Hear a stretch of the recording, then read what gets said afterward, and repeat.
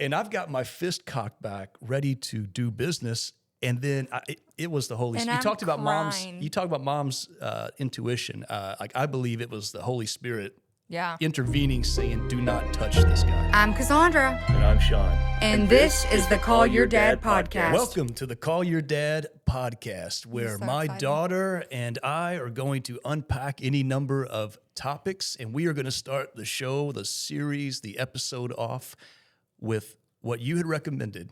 Yes. Embarrassing childhood stories. So I want you to remember, you asked for this.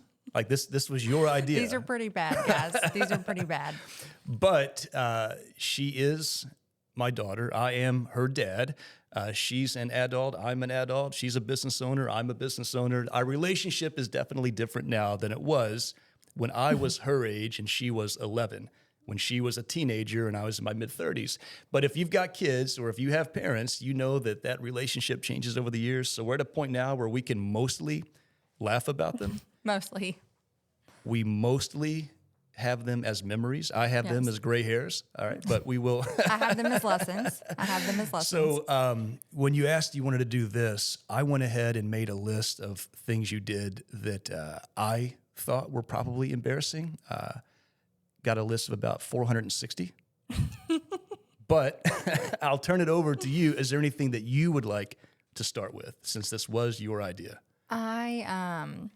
So the first one that comes to mind, embarrassing childhood story, this is probably the number one, was... I could probably guess it then. All right, take a guess. Is it when mom tackled that kid? Yes, when mom tackled the guy that I liked, I snuck him in. Long story. I mean, I snuck this guy in. Long story is a long night. It was a very long night. For me. You're a teenager, so I wasn't supposed to have boys over. You all went to sleep. And this is when we lived in Chapel Creek, so we had the movie theater in the basement. And I snuck him in, but it had been snowing outside. So I was like, take your shoes off so there's no like wet footprints throughout the house.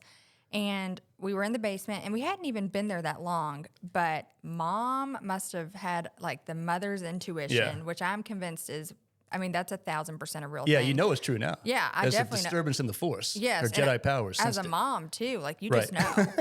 And so she came downstairs, and when she opened the door, he grabbed his shoes and took off running up the stairs. Right. And mom tackled him. Like, he got the sliding glass door open, but when she tackled him, they ended up outside. And they were wrestling around. So let's flip. So now let me jump in. This is where the story begins with me. All right. So mortified. It was a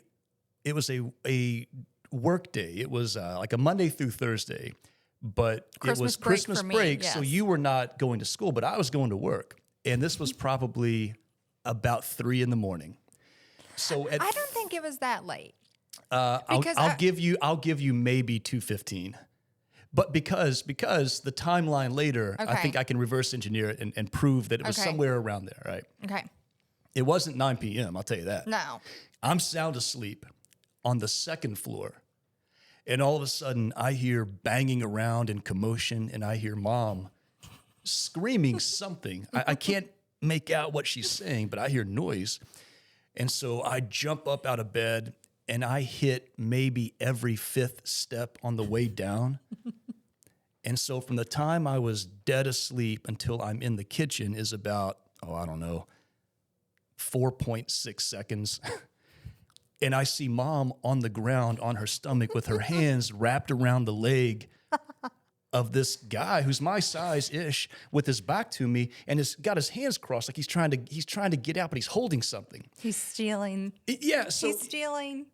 We had just had some contractor work done. And so again, my brain is sluggishly trying to process, because at this point in the story, I've been awake for 6.5 seconds and I have no idea what is happening, but I know this isn't right. So I tackle him, get him to the ground. And when I flip him over, I'm expecting to see a grown man holding like my Blu-ray player. Instead, it's a younger man, much younger man, holding a pair of shoes. And I've got my fist cocked back, ready to do business. And then it was the Holy Spirit. You talked about mom's intuition. Like I believe it was the Holy Spirit intervening, saying, do not touch this guy. I'm really confused. I grab him. He's like, please, sir, don't hurt me, don't hurt me. I grab him, pick him up, and I put him down in a chair in the kitchen. This is when I'm like dying. And I mean, I'm like, please just let him go. Please just let him leave. Like his friends are picking him up. For people listening, everything I just described from my point, all of that happened in like 12 to 15 seconds from the time I was dead asleep.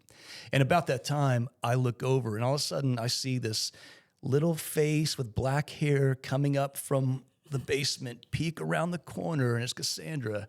And suddenly everything comes into focus. Like, oh, okay, all right, now I see. Yeah, that was one of those moments where I'm like, please get away, just run, and we won't, like, just run away. But no, instead you sat us both down at the table. You took both of our phones, I think. Okay. I feel like there was a memory of the phones, and you were like, who initiated? Yeah. I think that's what you were just like trying to like. Who, and we were. I think I was lying, and he might have been lying a little bit. Yeah, I had all the evidence in my hands. Yeah. So you're just like, all right, well, who invited whoever? Right. And then his friends were coming to get him, and you wouldn't let him go with his friends. You were like, no, I'm going to drive you home. Yeah, no. I'm going to drive you home. If her dad is now involved, your dad is going to be involved. So I waited till about 5 a.m., something close to there, 4:45, and I drove him home like, hey, look, your dad's not going to like beat the crap out of you or something, right? I didn't want him to get hurt, but I did need his dad to know what had happened. So we walk up to his door, ding dong. His dad, not his mom, his dad's the one that came to the door. And I said, all right, you go on inside. And then I just told his dad what happened. I said, look, I think I've pretty much scared the crap out of him. No hard feelings. They're teenagers. This is what teenagers do. But one dad to another, just letting you know. And then drove home. Well, then when I get home, I come in the house. Now it's about 5:30. And I'm like, gosh, it's about time to go to work. Mom's still awake. And I say, Shinko, where's Cassandra? She's like, oh, she's upstairs in bed. I'm like, oh, I bet she is. So I go upstairs, throw the door open, turn on the light, like, hey, get up. Why? I don't have school. Like, look, I've been up now for a couple of hours, and if I got to go to work tired, you're going to come with me. You're going to go to work. So get up, get dressed. Don't just grab a pillow and pajamas. I said, get dressed like you're going to an office. And then I drove you to work with me. I'm so embarrassed. My God. I got a chair and I put it next to my desk and I made you sit there all day. And so, of course, when people would come in and like, what's she doing here? I said, well, either you can tell the story or I can just tell them that needs to be supervised, for the rest of the day. She's in a lot of trouble. Yeah. And then every time I would, I'd go to get coffee or go to a meeting, I'd come back and you'd have your head down, like laying on the desk, like, no. Get up. If I don't get to sleep, you don't get to sleep. And if I remember, because I didn't live in your world, with your social circles, I think you said that story. Oh, that story kind of spread a bit. That story circulated. I mean, because I went to Christian Academy. He had gone to Providence. I mean, we had friends at New Albany, friends at Floyd Central. So that story circulated very quickly. And I don't think any boys wanted to ever try to sneak into my house. Mission accomplished. Ever again. So they're talking about that. People are scared to come over here now. Like, I bet they are. Yeah. Good. You're happy. Good. Yeah. All right. So silver lining, something came out of this. I thought my world was over. All right. It was. Well, no, that was definitely top. That's probably my most embarrassing story. So ever. Flipping it around, I was probably not high on your list of best people at the time. But now that you are the mother of a daughter who's knocking on the door of teenagedom, can you now maybe put yourself in my... now I am just terrified because they always say that like whatever you did as a kid, your kids do, 10 times worse. And I'm like every day, like, dear God, please, dear Lord. Because I think what would happen is I think I might kill over. I think if my kids do half the stuff that I did, or even a smidge, I might end up in the hospital from a heart attack, or I might have like a psychotic break. So I'm very glad you and Mom are alive and well today. Barely. There's a lot of miles on the chassis. After like going through everything. Whatever, it's kind of like a car, right? Like, whatever the exterior looks like, it doesn't really tell you the wear and tear on the powertrain. So like my transmission and engine block is probably hanging by a thread on, half the cylinders at this point. Hanging by a thread. All right. So you survived that. It probably felt like the sun would never come up again, but it did. World kept spinning. Again, I've got some in my mind, but because these are kind of more about you, what stands out to you? Like, what are some other stories that you're thinking of that you're like, oh boy, I want to do over on that one? Okay, a do over. I went through this. Do you remember the orange makeup phase? The Jersey Shore phase? The Jersey Shore phase? I sure do, Snooks. And I wasn't even allowed. Like, I wasn't allowed to watch. I mean, I was 13 or 14 maybe. So, obviously, I wasn't allowed to watch Jersey Shore. Understandably so. Well, now that I'm a parent. I was going to say, hold on. You're skipping over some context. You understand that now. Now, yeah. I did not understand that then. You're the worst dad in the world. Height. Why don't you trust me? I really wanted to look like Snooki. And I mean, I would put cake on that bright orange foundation, and then I would draw the black eyeliner. And Mom used to get so mad because it's like embarrassing. Like, you're not coming out in public like that. Right. And I just thought I looked great. I'm like, no, I look like a 21-year-old club goer. Yeah, well, it's because your reference was Jersey Shore. Right. Mom's reference was Willy Wonka. So she saw you walking on steps, and she's like, oompa loompa doopa dee doo. Like, that's what she saw. She hated it. She saw a cartoon character. She did. You looked ridiculous. I really did. You almost looked like you had lost a bet.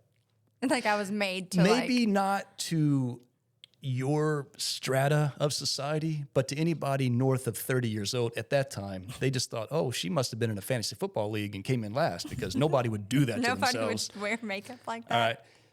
All right. Man.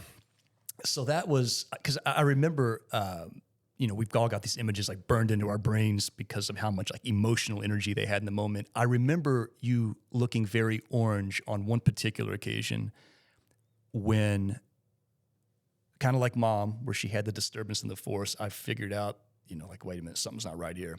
So I called the mom of the friend whose house you were supposed to be spending the night at. That I was staying the night at. Yeah. Because, you're probably thinking... We all know that trick, though. I'm not the only one who ever did that. You say you're staying at one person's house, and really you're staying over here, and... Yeah, and you're saying that to people who did it.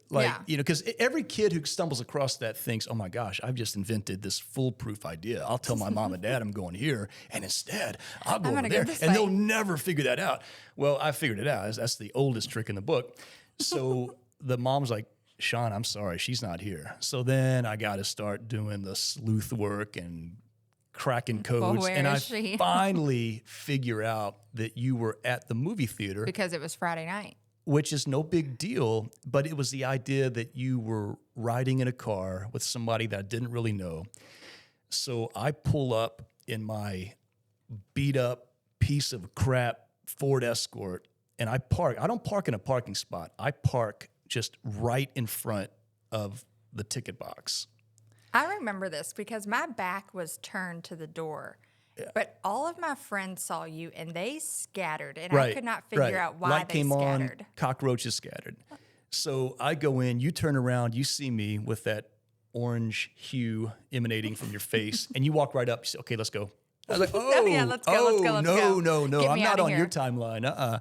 So I remember standing there like in the middle of that movie theater, again, on a Friday night. Back when kids used to really congregate. That was like the thing. Yeah. Like we didn't have like the TikTok and like we had MySpace, but like we were going out and like meeting at the movie theater, like meeting at the mall, meeting at the park. Like, hanging out. Real life. That was a really fun thing. I do remember those fun times. And you were having fun up until the point that Dad rolled in with his Ford Escort, and I walk inside like, okay, let's go. I'm like, no, we're not going anywhere. And so I remember giving you like, the father-daughter talk. Oh my gosh. In my background, all your friends' heads were like peeking out from behind the columns. Watching me get in trouble. Yeah. So then take you out to the car. And I'm like, okay, let's go. Seriously. Oh, okay, let's go. I'm like, oh, no. And so again, this car did not even have automatic windows. So I roll my window down, roll your window down. No, I think you leaned across me and you rolled the window down. Both windows down. Because there were so many teenagers and kids outside too. Yes. And I just sat there and just gave you the talking to about whatever the theme would have been. I mean, I remember integrity, honesty, obedience, respect. And that's one of those moments where you would not have appreciated it at the time. Oh. But even I was playing a character. Right. It wasn't like I found out that you had just robbed a bank. Right. What you had done was stuff that I had done 10 times, tenfold. But when you're a parent, my job was never to be your or your brother's friend. I could be friendly with you, but there's 8.4 billion people on the planet. You can be friends with any of them, but I was your dad. So even I had to shift into dad gear and play a role in that moment. Now I'm guessing that nothing I said registered, not because it was wrong, but because you're being chastised in front of your friends. Oh yeah. At the movie theater on Friday night, big crowd. Yeah. All I'm thinking is all I'm thinking is who's looking through the window, who's out there looking. But I will say, yeah, now as a parent, I do understand that because why was I lying, for one? Why was I trying to be sneaky? And then it's just don't do it. But there has to be a consequence. If you are disobedient, there does need to be a consequence. Otherwise, your kids now are controlling you, or they think they can do it again and again and again. But I mean, somebody in a household has to put their foot down. Somebody's got to be the heavy. And kids do crave structure. They even if they don't act like it, internally, children thrive and they do crave that structure and that discipline. So back then, you were my arch nemesis. Right. I mean, I hated you. Yeah. I hated you. Now, I'm wow, how grateful. The way that I was able to pick up on the clues and the subtleties such a bad liar. Of your anger towards me, because the biggest clue was when you would say, "I hate you." It was not usually something that I had You're to ruining my life. What is she getting at here? She's being ambiguous. No. I hate you and you're ruining my life. Yeah. You are ruining my life. I think that one got overused. I kind of feel and I'm not going to tell or speculate as to the dynamics of other parents and their kids, because since the parent is different and the kid is different, the dynamic will be different. Sure.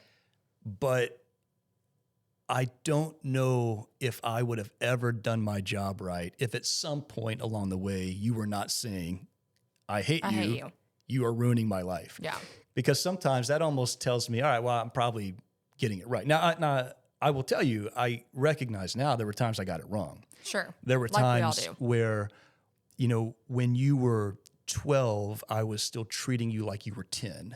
Yeah. And when you were 14, I was still treating you like you were 12 because, your kids are different people every 12 to 18 months. Mm-hmm. And I always felt like about the time that I figured out how to raise a 6-year-old, you were 8.